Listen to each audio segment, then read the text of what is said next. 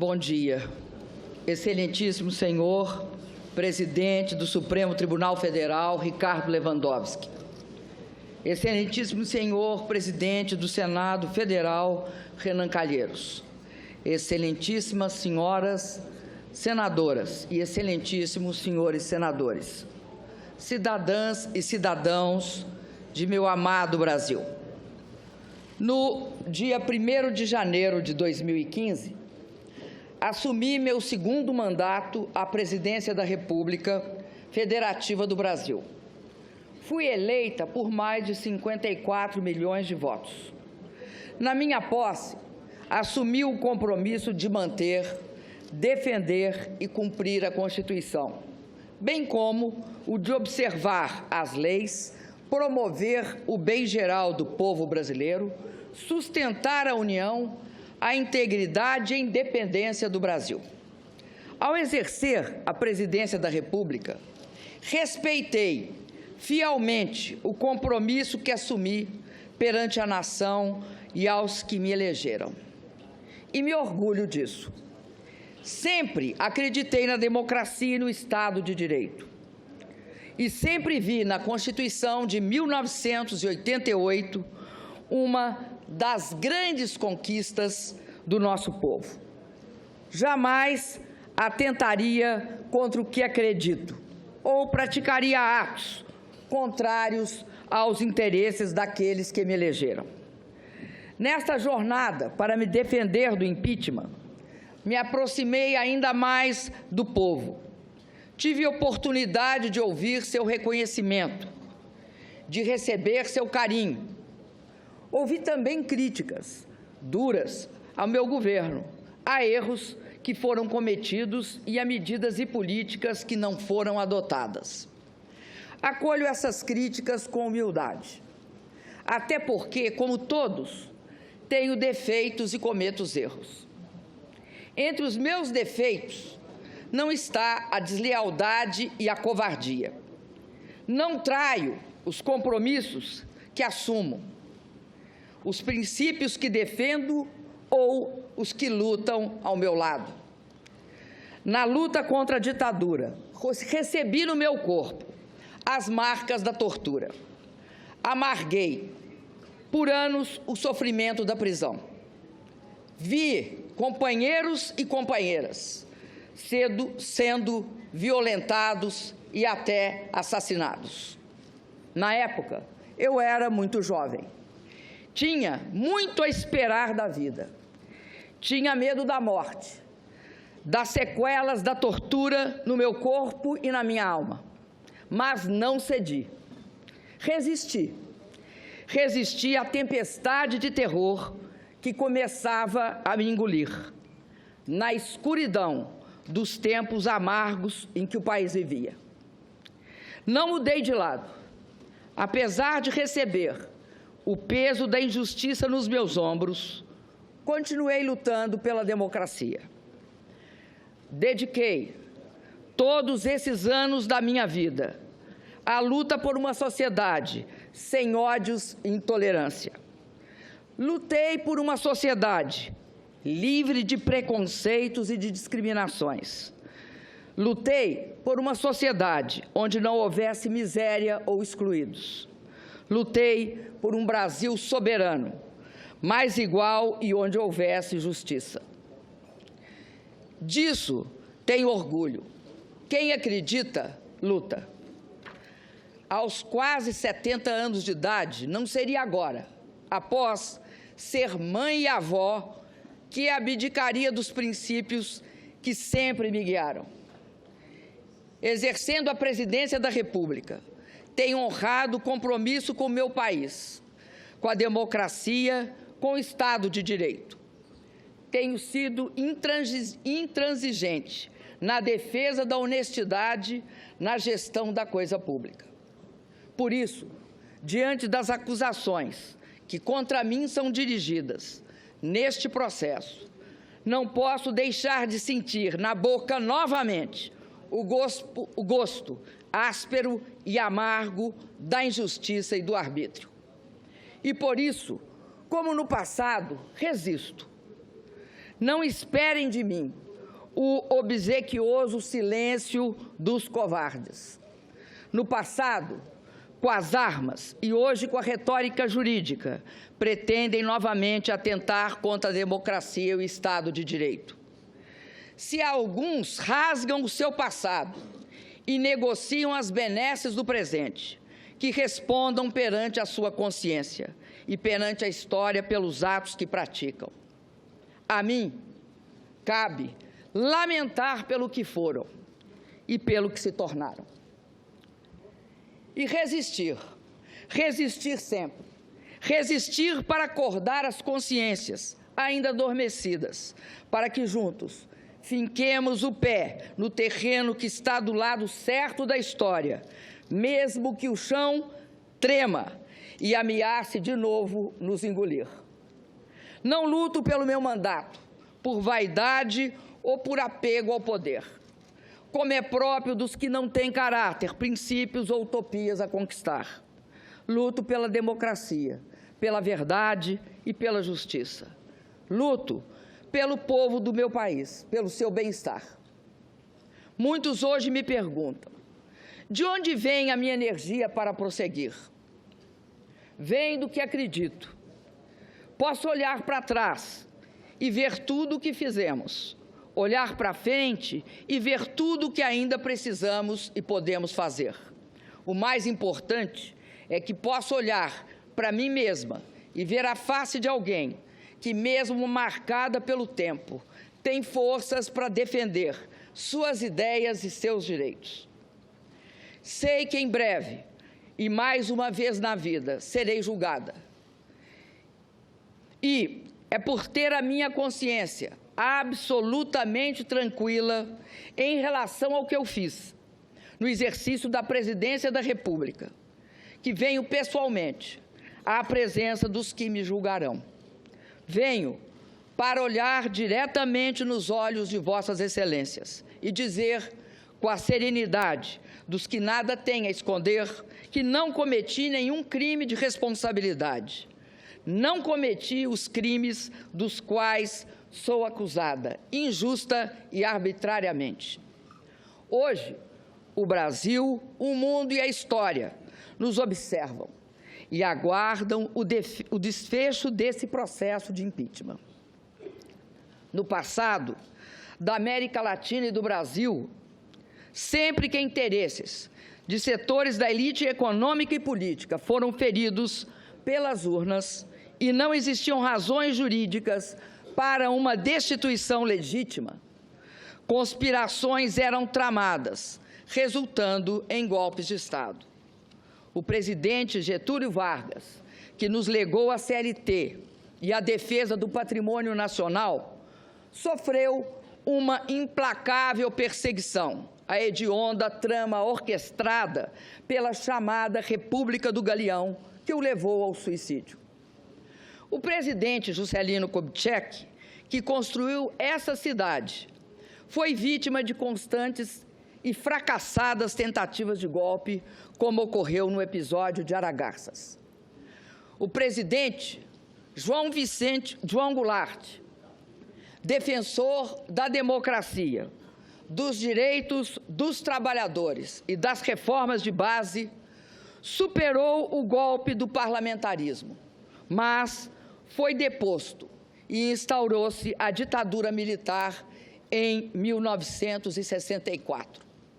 Durante 20 anos, vivemos o silêncio imposto pelo arbítrio e a democracia foi varrida de nosso país. Milhões de brasileiros lutaram e reconquistaram o direito a eleições diretas. Hoje, mais uma vez, ao serem contrariados e feridos nas urnas os interesses de setores da elite econômica e política, nos vemos diante do risco de uma ruptura democrática. Os padrões políticos dominantes no mundo repelem a violência explícita.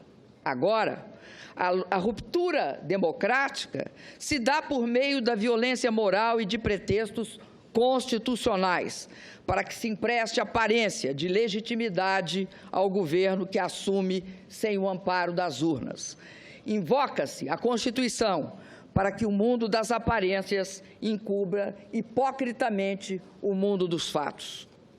As provas produzidas deixam claro e inconteste que as acusações contra mim dirigidas são meros pretextos, embasados por uma frágil retórica jurídica.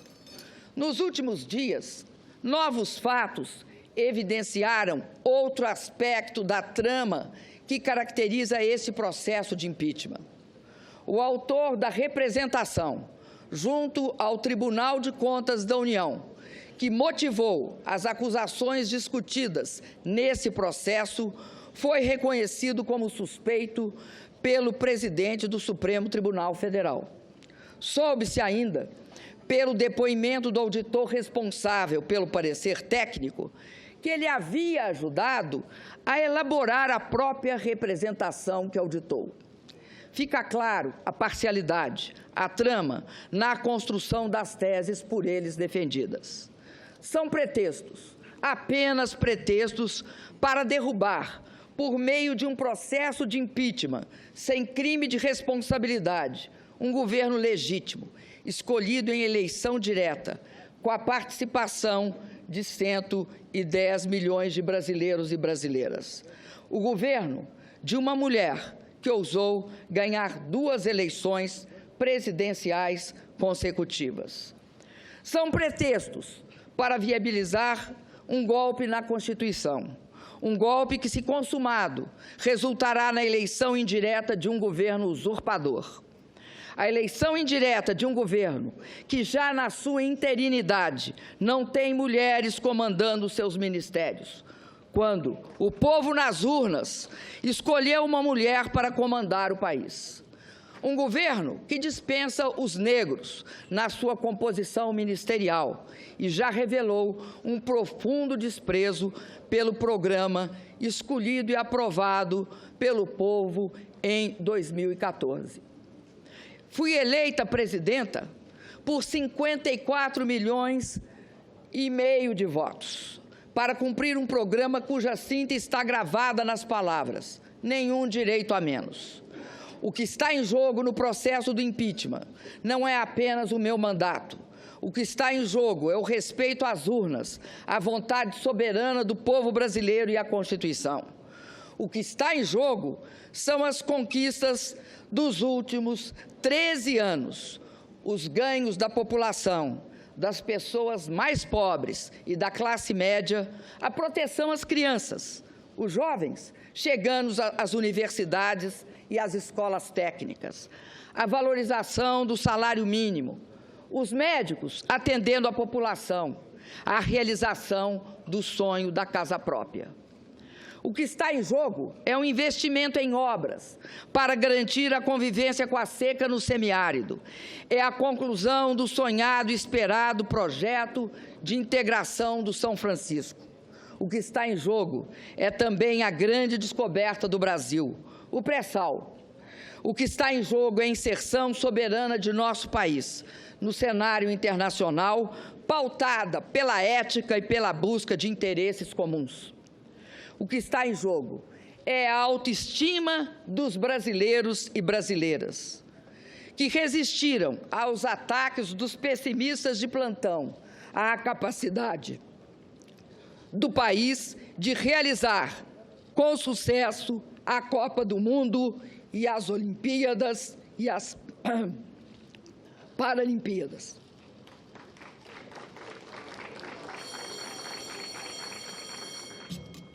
Peço que não se manifestem, por favor. Repito, o que está em jogo é a autoestima dos brasileiros e brasileiras, que resistiram aos ataques dos pessimistas de plantão, a capacidade do país de realizar com sucesso a Copa do Mundo e as Olimpíadas e as Paralimpíadas. O que está em jogo é a conquista da estabilidade que busca o equilíbrio fiscal, que busca o controle da inflação e não abre mão de programas sociais para a nossa população. O que está em jogo é o futuro do país, a oportunidade e a esperança de avançar sempre mais. Senhoras e senhores senadores, no presidencialismo previsto na Constituição, na nossa Constituição, não basta a eventual perda de maioria parlamentar para afastar um presidente. Há que se configurar crime de responsabilidade. E está claro que não houve tal crime. Não é legítimo, como querem os meus acusadores, afastar o chefe de Estado e de governo por não concordarem com o conjunto da obra. Quem afasta o presidente pelo conjunto da obra é o povo, e só o povo nas eleições. E nas eleições, o programa de governo vencedor não foi este agora instalado e desenhado pelo governo interino e defendido pelos meus acusadores. O que pretende o governo interino, se transmudado em efetivo, é um verdadeiro ataque às conquistas dos últimos anos. Desvincular o piso das aposentadorias e pensões do salário mínimo será a destruição do maior instrumento de distribuição de renda do país, que é a Previdência Social. O resultado será mais pobreza, mais mortalidade infantil e a decadência dos pequenos municípios pelo país afora. A revisão dos direitos e garantias sociais previstos na CLT e a proibição do saque do fundo de garantia na demissão do trabalhador são ameaças que pairam sobre a população brasileira, caso prospere o impeachment sem crime de responsabilidade. Conquistas importantes para as mulheres, os negros e as populações LGBT estarão comprometidas pela submissão a princípios ultraconservadores. O nosso patrimônio estará em questão, com os recursos e resultados do pré-sal, as riquezas naturais e minerárias, sendo fortemente ameaçadas e, em muitos casos, privatizadas. A ameaça mais assustadora desse processo de impeachment sem crime de responsabilidade é congelar, por inacreditáveis 20 anos, as despesas com saúde, educação, saneamento e habitação. É impedir que, por 20 anos, mais crianças e jovens tenham acesso às escolas, que, por 20 anos, as pessoas possam ter melhor atendimento à saúde, que, por 20 anos, as famílias possam sonhar com a casa própria. Senhor presidente Ricardo Lewandowski, senhoras e senhores senadores, a verdade é que o resultado eleitoral de 2014 foi um rude golpe em setores da elite conservadora brasileira. Desde a proclamação dos resultados eleitorais, os partidos que apoiavam o candidato derrotado nas eleições fizeram de tudo para impedir a minha posse e a estabilidade do meu governo. Disseram que as eleições haviam sido fraudadas, pediram auditoria nas urnas, impugnaram minhas contas eleitorais e, após a minha posse, buscaram de forma desmedida quaisquer fatos que pudessem justificar retoricamente um processo de impeachment.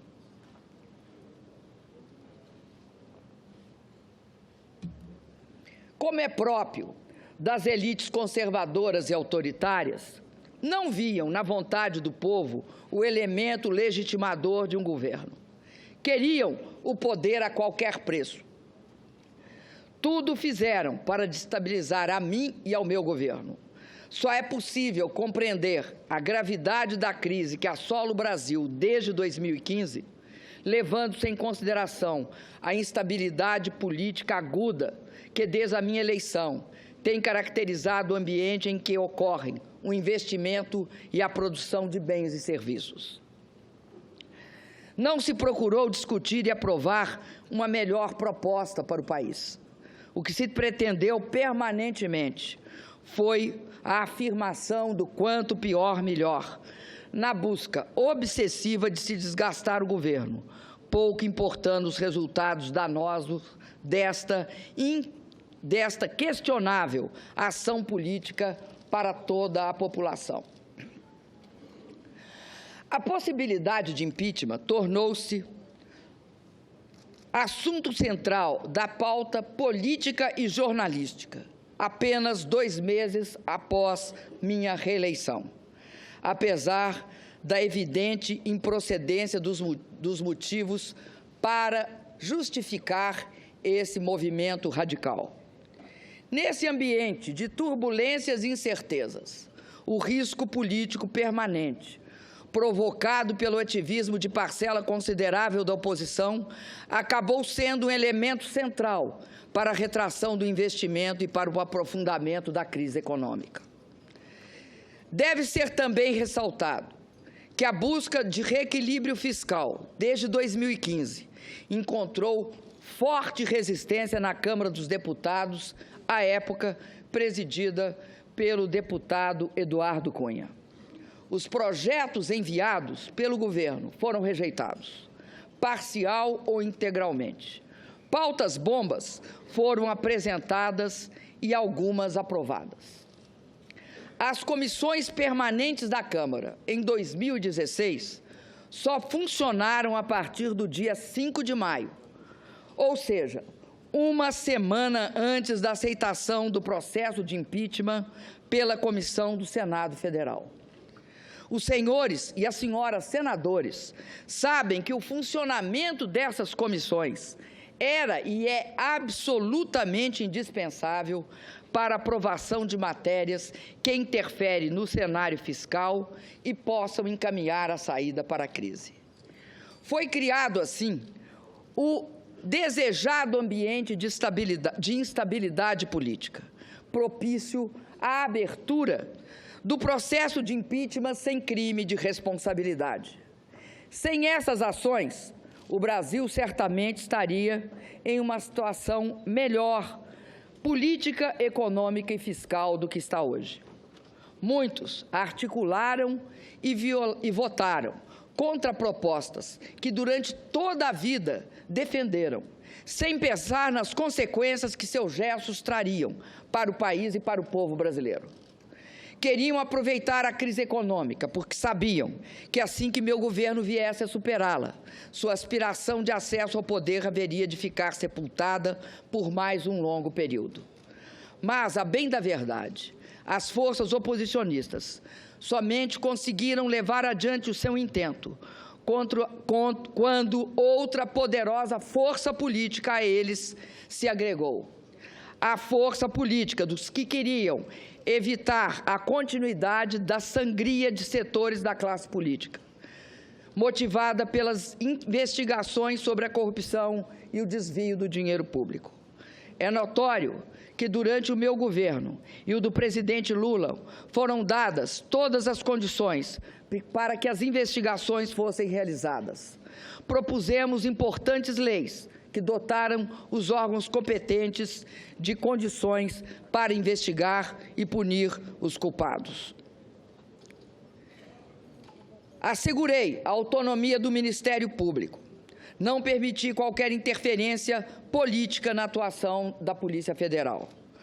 Contrariei interesses.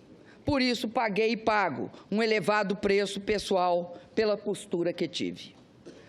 Arquitetaram a minha destituição, independentemente da existência de quaisquer fatos que pudessem justificá-la perante a nossa Constituição.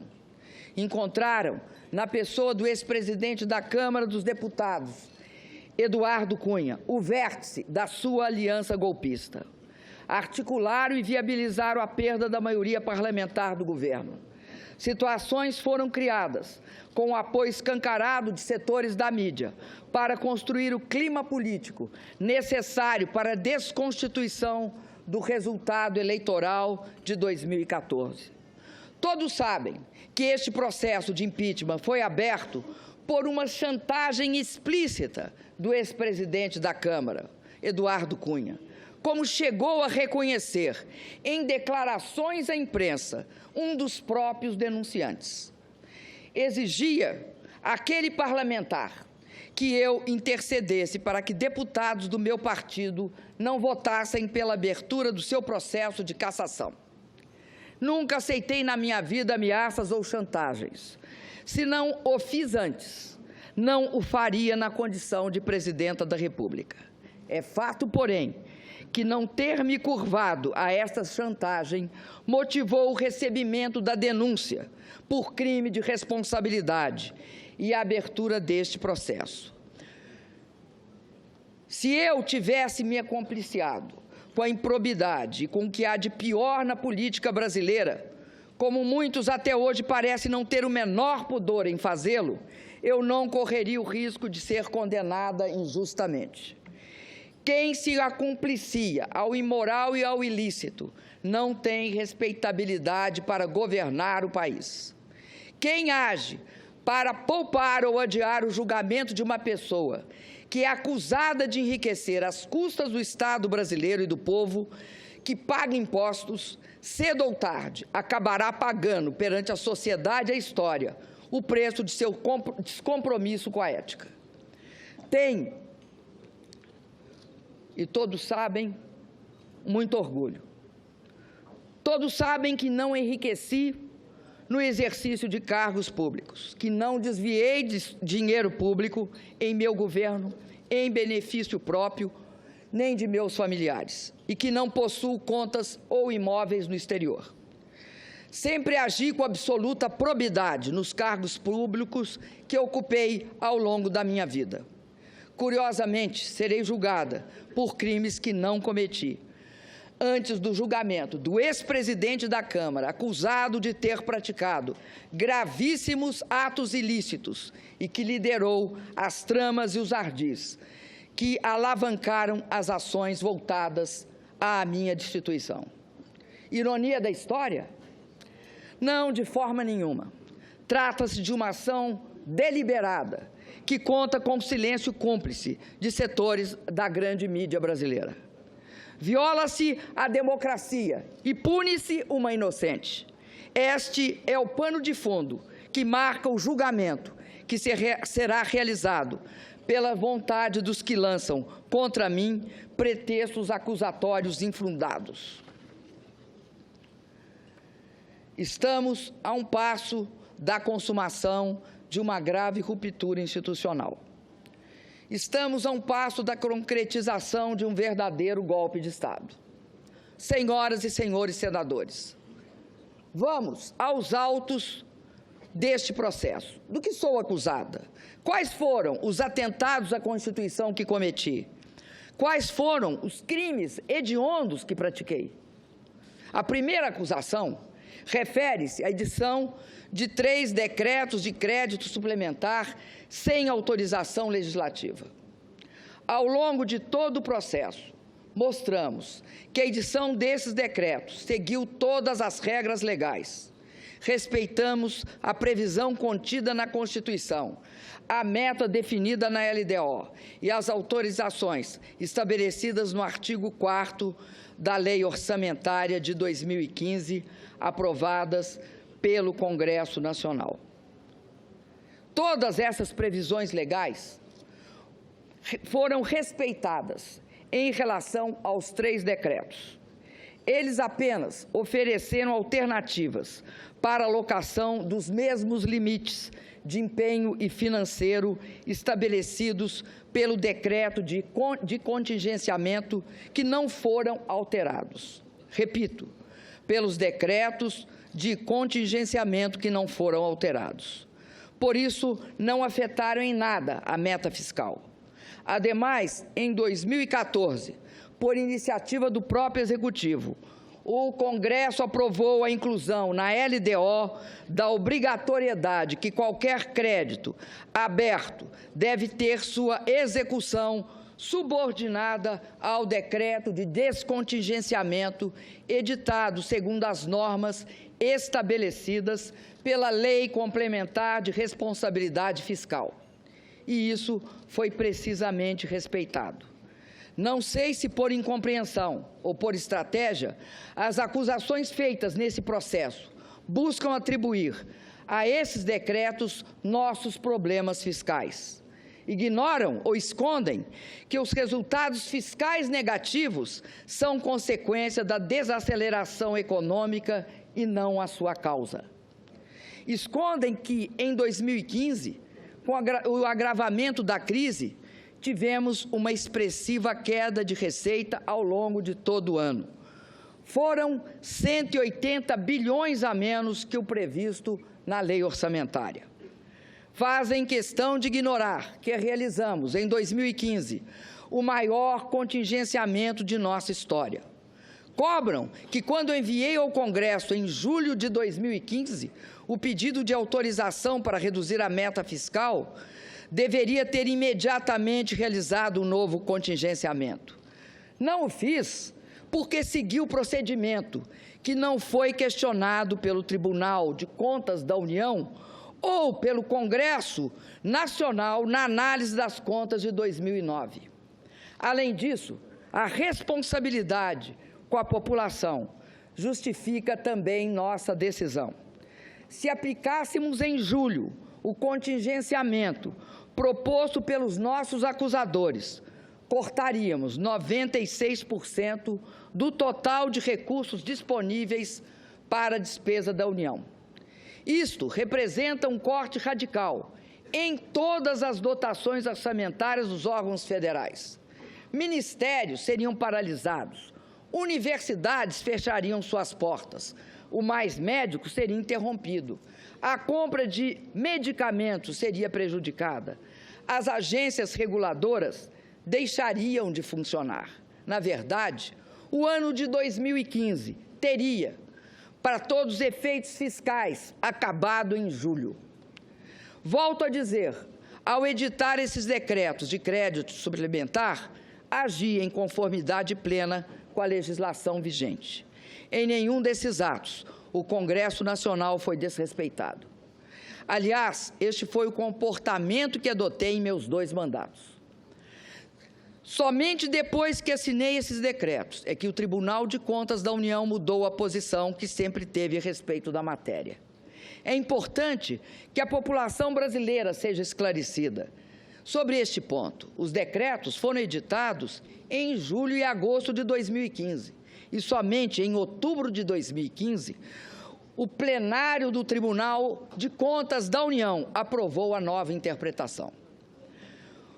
O Tribunal de Contas da União recomendou a aprovação das contas de todos os presidentes que editarem idênticos decretos, atos iguais ao que eu editei. Nunca levantaram qualquer problema técnico ou apresentaram interpretação que passaram a ter depois que assinei estes atos. Querem me condenar por ter assinado decretos que atendiam às demandas da população, às demandas de diversos órgãos, inclusive do próprio Poder Judiciário, com base no mesmo procedimento adotado desde a entrada em vigor da Lei de Responsabilidade Fiscal em 2001? Por ter assinado decretos que, somados, não implicaram, como provado nos autos, em nenhum centavo de gastos a mais para prejudicar a meta fiscal? A segunda denúncia dirigida contra mim neste processo também é injusta e frágil. Afirma-se que o alegado atraso nos pagamentos das subvenções econômicas devidas ao Banco do Brasil no âmbito da execução do Programa de Crédito Rural, Plano Safra, para agricultura comercial e para agricultura familiar equivale a uma operação de crédito, o que estaria vedado pela Lei de Responsabilidade Fiscal. Como minha defesa e várias testemunhas já relataram, a execução do Plano Safra é regida por uma lei de 1992, que atribui ao Ministério da Fazenda a competência de sua normatização, inclusive em relação à própria atuação do Banco do Brasil. A Presidenta da República não pratica nenhum ato em relação à execução do Plano Safra. Parece óbvio, além de juridicamente justo, que eu não seja acusada por um ato inexistente. A controvérsia quanto à existência de operações de crédito surgiu novamente de uma interpretação do TCU cuja decisão definitiva foi emitida em dezembro de 2015. Novamente, é uma tentativa de dizer que cometi um crime antes da definição da tese de que haveria um crime. Uma tese que nunca havia surgido antes e que, como todas as senhoras e senhores senadores souberam em dias recentes, foi urdida especialmente para esta ocasião. Lembro ainda a decisão recente do Ministério Público Federal, que arquivou um inquérito exatamente sobre essa questão. Afirmou não caber falar em ofensa à lei de responsabilidade fiscal, porque eventuais atrasos de pagamento em contratos de prestação de serviço entre a União e instituições financeiras públicas não são operações de crédito. Insisto, senhoras senadoras e senhores senadores, não sou eu, nem tampouco minha defesa, que fazemos estas alegações. É o Ministério Público Federal que se recusou a dar sequência ao processo pela inexistência de crime. Sobre a mudança de interpretação do TCU, lembro que ainda antes da decisão final, agi de forma preventiva. Solicitei ao Congresso a autorização para pagamento dos passivos e defini em decreto prazos de pagamento para as subvenções devidas. Em dezembro de 2015, após a decisão definitiva do TCU e com autorização do Congresso, saldamos todos os débitos existentes. Não é possível que não se veja aqui também o arbítrio desse processo e a injustiça também desta acusação. Esse processo de impeachment não está praticando a justiça. Eu não atentei em nada, em absolutamente nada, contra qualquer dos dispositivos da Constituição que, como presidenta, jurei cumprir. Não pratiquei ato ilícito. Está provado que não agi dolosamente em nada. Os atos praticados estavam inteiramente voltados ao interesse da sociedade. Nenhuma lesão trouxeram ao erário ou ao patrimônio público. Volto a afirmar, como fez a minha defesa durante todo o tempo, que este processo está marcado, do início ao fim, por um clamoroso desvio de poder. É isso que explica a absoluta fragilidade das acusações que contra mim são dirigidas. Tem-se afirmado que esse processo de impeachment seria legítimo, porque os ritos e os prazos teriam sido respeitados. No entanto, para que seja feita justiça e a democracia se imponha, a forma só não basta. É necessário que o conteúdo de uma sentença também seja justo. E, no caso, jamais haverá justiça na minha condenação.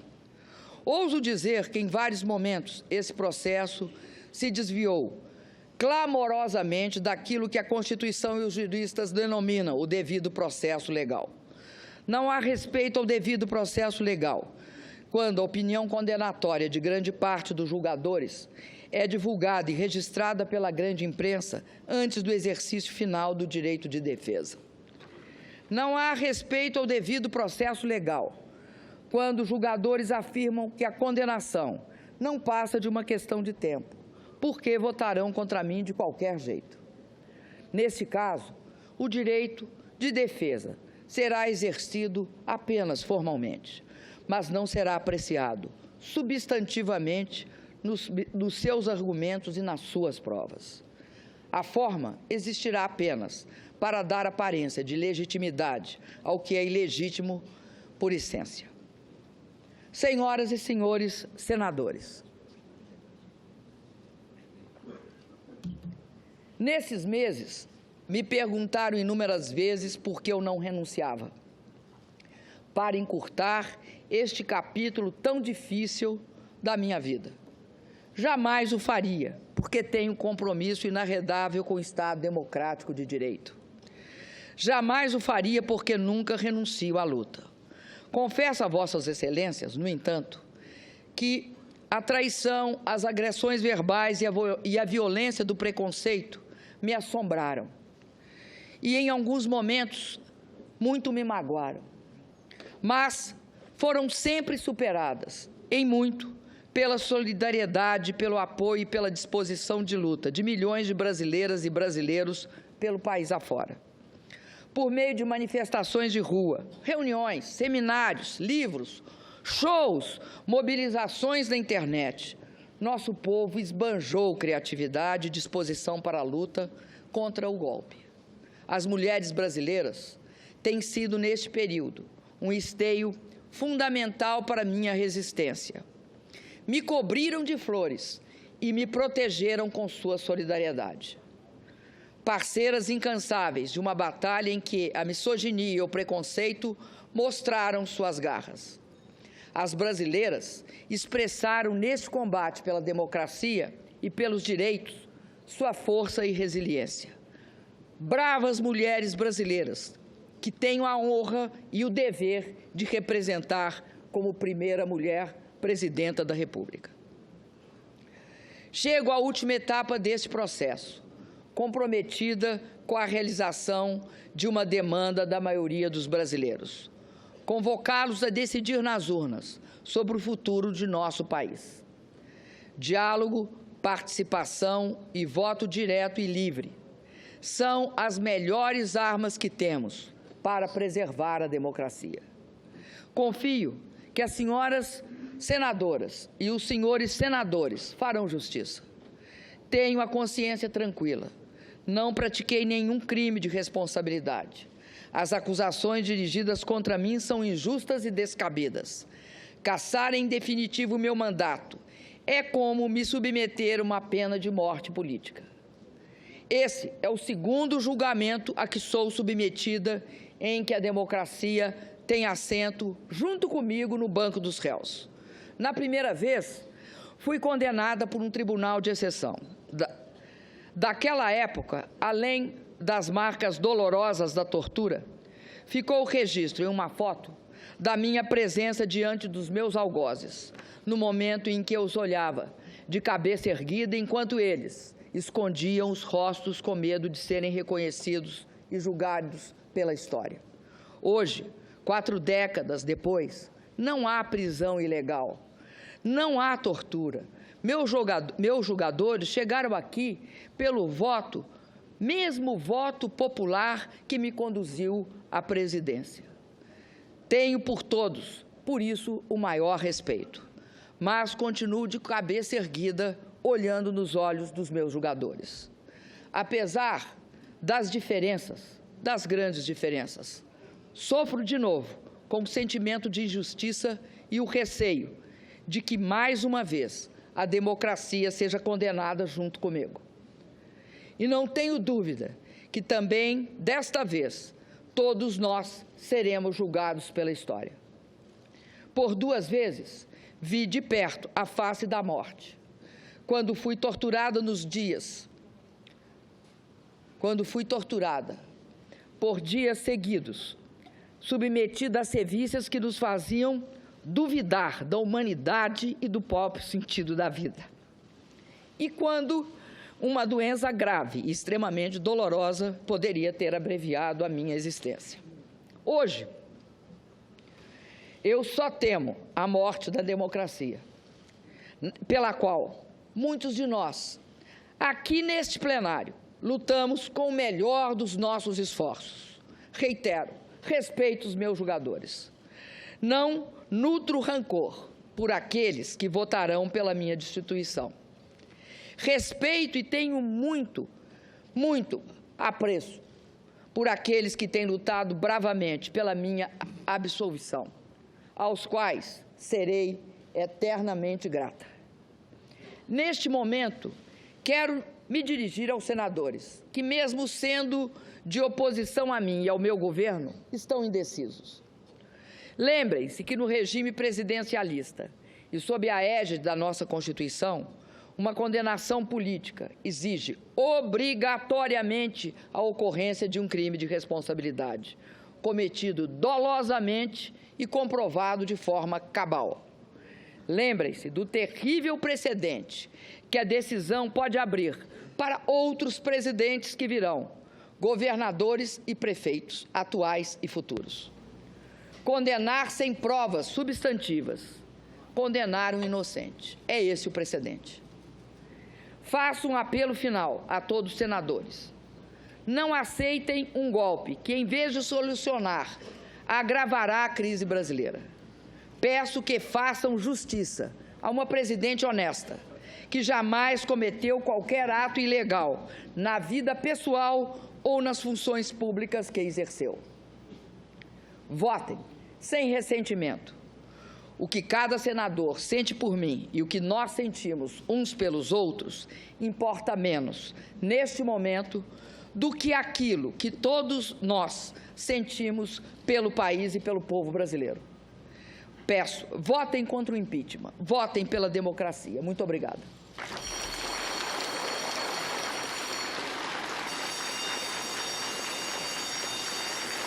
Silêncio, por favor. Silêncio. Silêncio. Silêncio.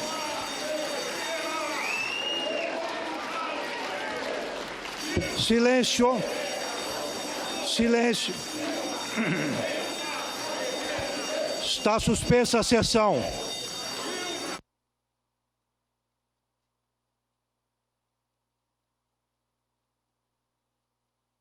O Brasil tem mais de 5.500 municípios. O maior é Altamira, no Pará, com área maior do que a do estado de Santa Catarina. O mais populoso é São Paulo, com mais de 11 milhões de habitantes. Já em Serra da Saudade, Minas Gerais, moram pouco mais do que 800 pessoas. E todos esses brasileiros são representados pelos 81 senadores. Senado Federal, a Casa da Federação, a Casa do Brasil. Até o dia 15 de setembro, você pode opinar sobre violência contra o idoso no Brasil. Vá à página senado.leg.br. No canto inferior, você verá a enquete. Clique e você será direcionado a uma página do Data Senado. Sua opinião é muito importante para nós. Agora é lei. Fazer revista íntima em mulheres em seus ambientes de trabalho é proibido. Empresas que infringirem a nova regra podem sofrer multa de R$20 mil. Em caso de reincidência, esse valor pode dobrar. O Senado votou. Agora é lei. Tem coisas que só as pessoas que trabalham no campo sabem. A gente pode controlar as máquinas, mas não controla os ventos, não controla as chuvas, não controla o clima, nem o resultado da nossa colheita. Então, como é que a gente vai controlar uma queimada durante as...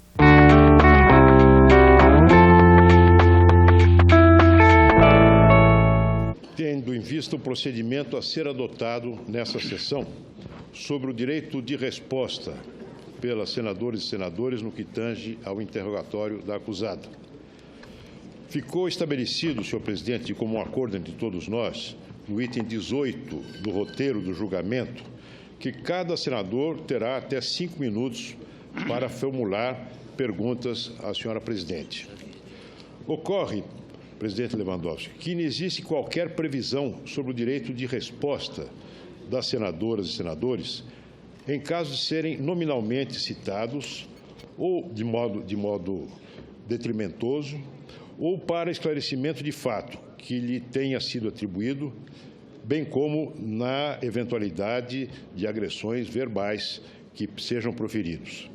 Sabe-se que a Lei 10.079 e o Código de Processo Penal são silentes sobre o tema, restando, nesse caso, a aplicação subsidiária do conhecido artigo 14 do nosso regimento interno, sendo que é muito claro ao estabelecer o referido dispositivo que, nos casos supracitados, o senador terá 5 minutos para a devida manifestação. Assim, aguardo manifestação de Vossa Excelência no sentido de estabelecer o procedimento previsto no regimento interno do Senado, se esses casos vierem a ocorrer. Agradeço a Vossa Excelência. Concedo a palavra ao eminente senador Humberto Costa para a contradita. Senhor presidente, senhores senadores, senhoras senadoras, em primeiro lugar, senhor presidente, na semana passada tivemos uma reunião conduzida por Vossa Excelência, com a presença do presidente dessa casa e de todos os líderes partidários, inclusive com a presença do eminente líder do governo.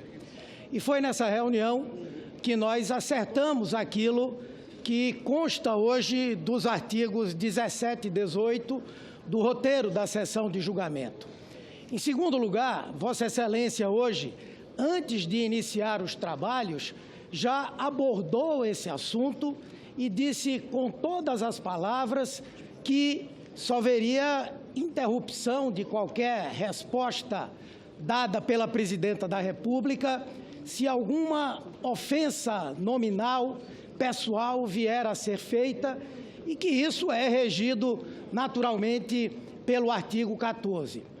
Por outro lado, há um entendimento do Supremo Tribunal Federal, a partir da Lei 11.719, de que o depoimento do réu faz parte do direito de defesa.